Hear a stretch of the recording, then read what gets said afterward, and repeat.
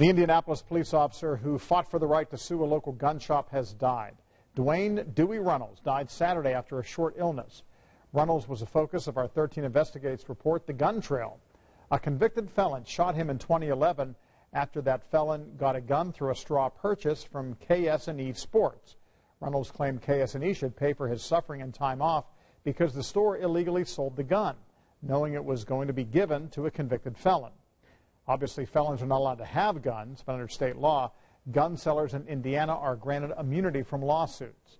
The Indiana Supreme Court issued a split decision back in April upholding that immunity. But the court said that Runnels should get a hearing on claims that KS&E was a public nuisance. Now, according to Runnels' lawsuit, KS&E sold more than 500 guns traced back to crimes, making it one of the top crime gun sellers in the nation. Runnels retired from IMPD in July, where he worked in the East District.